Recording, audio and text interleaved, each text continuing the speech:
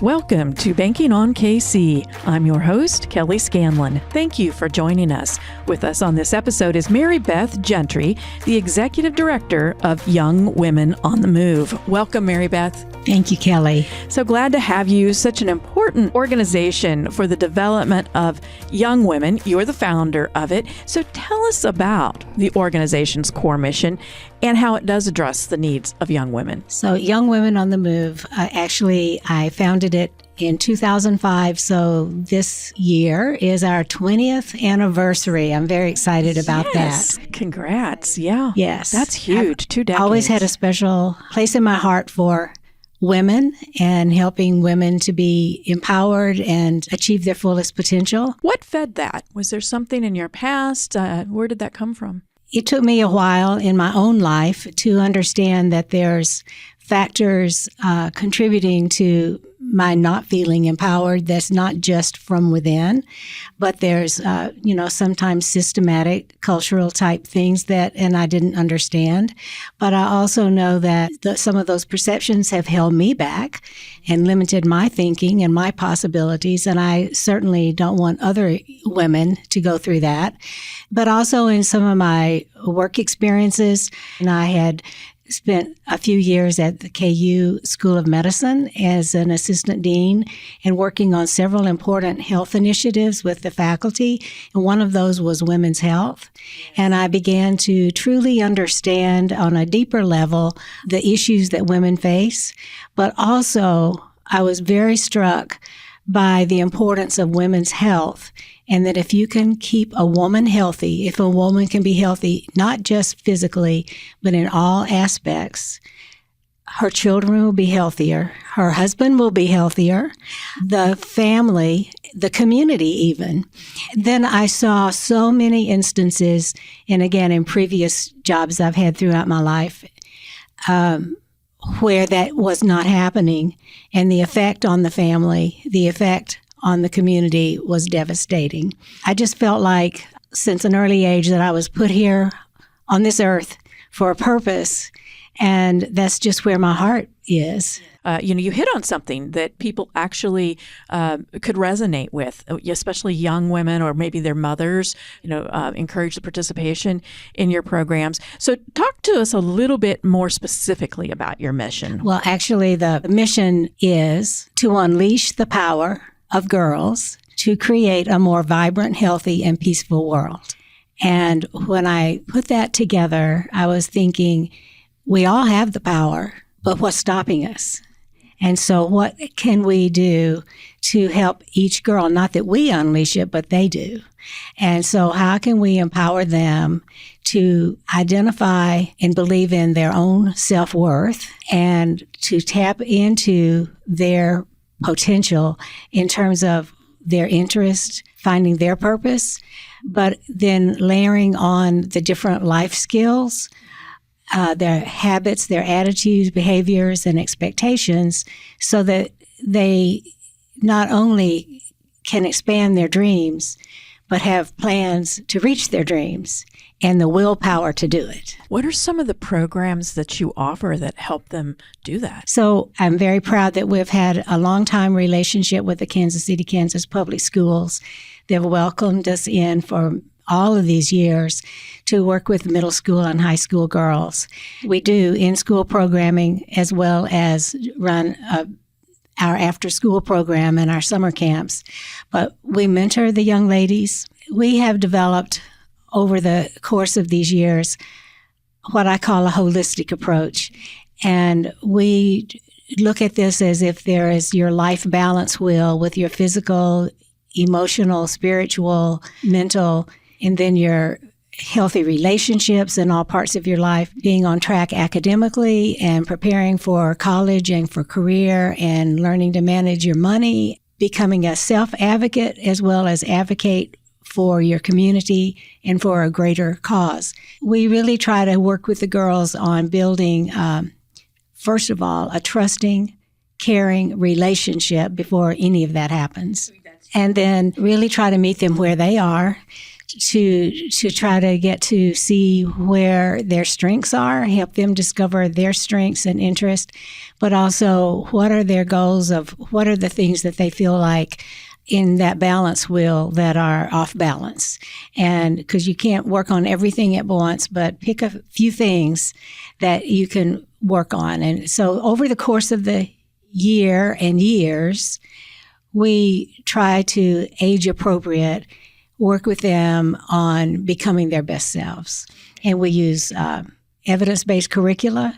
We use people who can come and inspire them and tell their stories, or we like to expose them to opportunities that they may not have had the ability to experience. So we'll take them on field trips, and we like to introduce them to women and men in the community who can inspire them. We're trying to give the girls, help them be more collaborative with each other and work in teams so that we're not just focusing on a leadership curriculum or presentation skills or whatever, but in this environment of where they're all working together on an issue, they're using their creativity and their thinking skills and their ability to work as a team and be accountable to each other to work on these various issues. For the past couple of years, we've been working with MOXA as a lead organization for our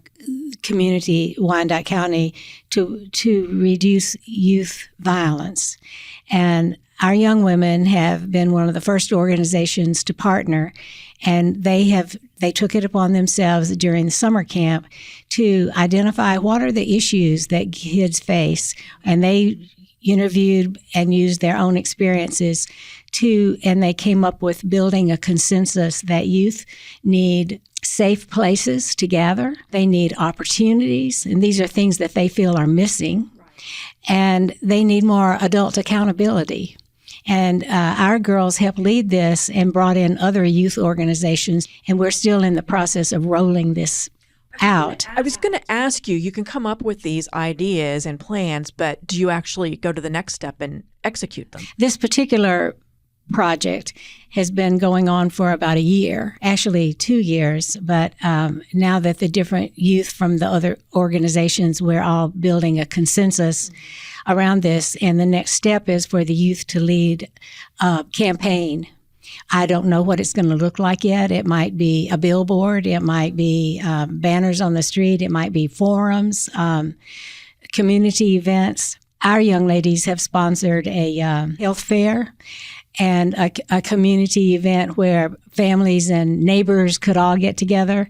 And now, this year, they have started a neighborhood cafe at our building. And once a month, we invite the neighbors and we invite the parents and anybody else who wants to come. And the girls put on a little program, and it's building a sense of community. How many young women at any one time are typically involved with your program, and how long does their participation last? We start with 6th grade, and our goal is that the girls can stay with us until they graduate. And then many come back and volunteer, or we stay connected, and some still need assistance. Our program right now, we have around 20 to 30 girls on a weekly basis, but we also are doing workshops in the schools, and we have a grant, a federal grant, to do workshops that help with healthy teen relationships. And part of that goal is to reduce teen pregnancy, which is a very big problem. Even though it's decreasing, it's still a problem. And one of the main reasons that kids have, especially young women, have such a hard time rising out of poverty. And so we are starting our 5th year of this program. You've got 2 decades now worth of data and stories, anecdotes. What are some of the outcomes that you have seen over the years? Well, number one is graduation. And where our girls who stay in our program, I really think it's close to 100% graduation. I'll say 95%.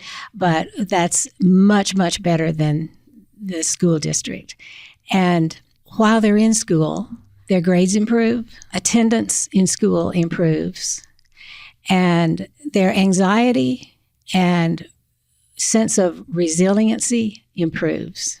The anxiety and the stress that our youth are under is manifest in many different ways. But when you interview the student population, the anxiety and stress is the number one thing. And that comes out with depression, suicide ideation, behaviors to cope with that are not healthy. Sure. You talked about mentoring just a little bit earlier. What qualities do you think are essential in a mentor for today's young women? I think if I was one of the girls saying what they would like in a mentor is someone who would listen to them and not judge. Someone who could see their worth and be able to be there to come alongside, not so much of, you didn't do that right, you need to do it this way, and so forth. I think to encourage them and help them to believe that they have the answers within themselves, and to then also be able to, in an optimistic, hopeful way, expose them to opportunities and to new ways of thinking and just, be joyful. I think they're hungry for that. When you're involved in creating something like your students did from this last summer camp, they feel more in control then. It's like, I was a part of that. And the ownership that they feel probably goes a long way towards their self-worth. The opportunities that they get help them probably feel more in control of their lives and their futures. Matter of fact, today they are going through some activities to think about themselves with the future in 5 years of what is work going to look like. And this is a direction we're focusing on this semester, is try to help them to grasp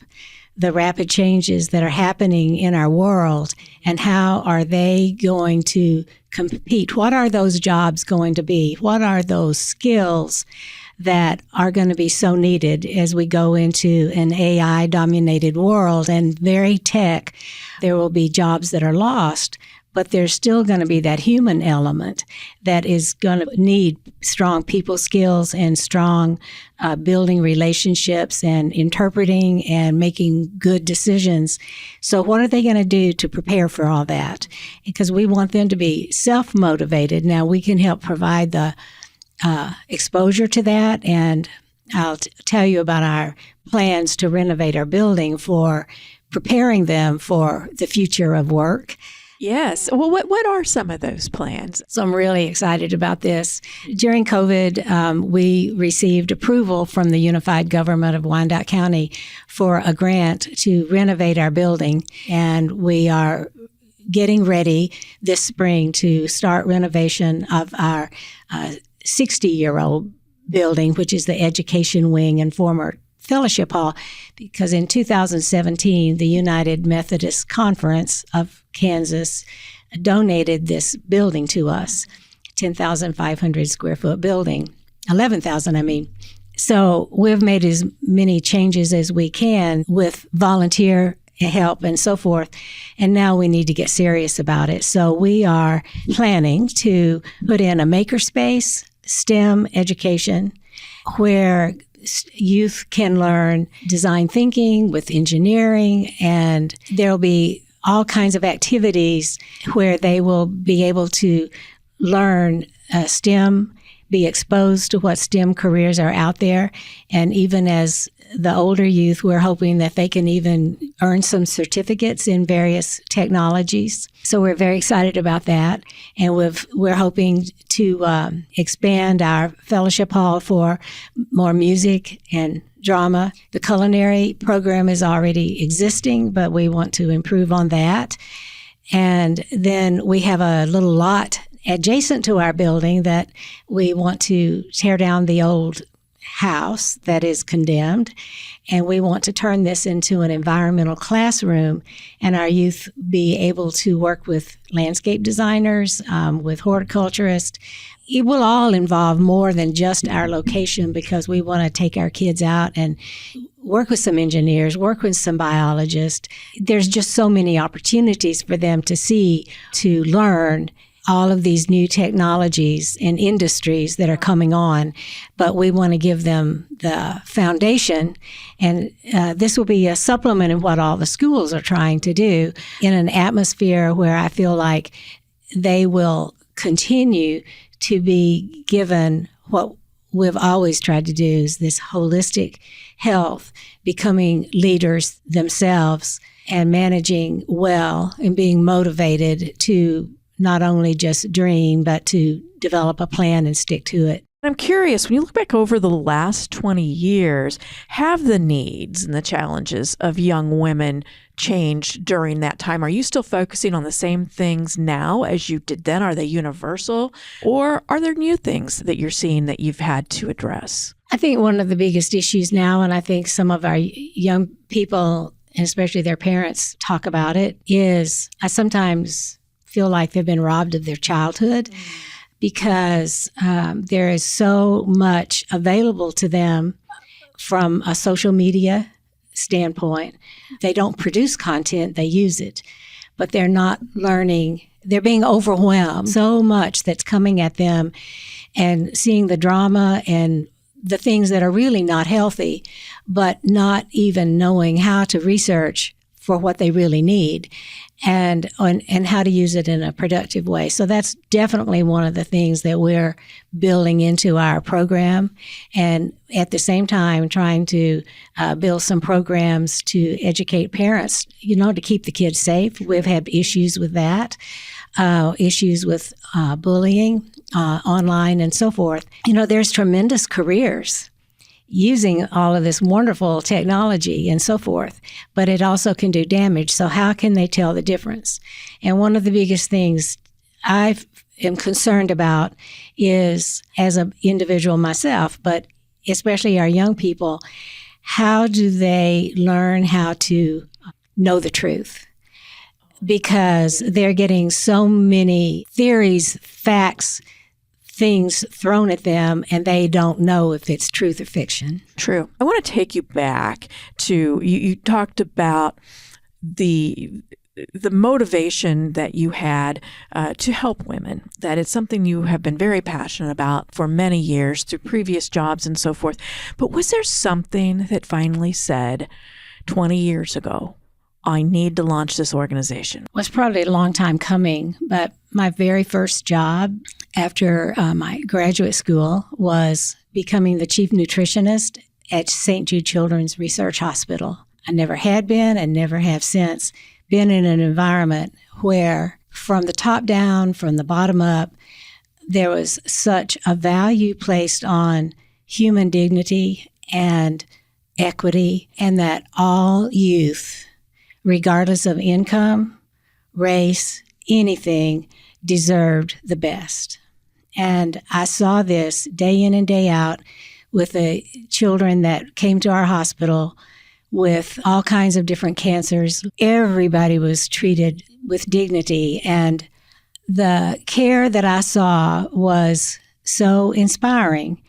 We even started a program because the hospital was surrounded at that time with housing projects, and there was a lot of malnutrition. And their doctors, then I was privileged to work with this doctor to start a research project, bringing those babies 0 to 6 months of age into the hospital and getting them to a study, feeding them Similac with iron formula, and because they were sometimes like at the 10th percentile, and start gradually feeding them and getting them nourished, and seeing them bouncing around in the bed and following your finger because they had the energy to follow your finger.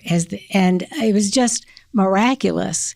And I would go into the units and help these women learn how to care for their kids. And I guess putting all of that together with the children with cancer and the children that were dying of malnutrition, and the head of the medical center that had come from the National Institutes of Health to help build that hospital, he said, malnutrition is just as catastrophic as childhood cancer.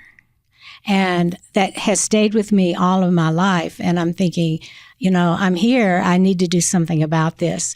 And so it has evolved. I'm not just focused on nutrition now, but I do believe that our youth are our most valuable resource. And if each one of us could do our part and help these kids believe that we believe in them and provide these opportunities, our future is guaranteed to thrive. But we need all of us to help these youth. So for those of our listeners who are inspired by what you're saying, who are inspired by the work that you're doing, what are the most effective ways for them, for the larger community, to support young women on the move? We're in a very challenging and exciting time with our organization, and I need help. I need help with people coming in to help with capacity building in different ways.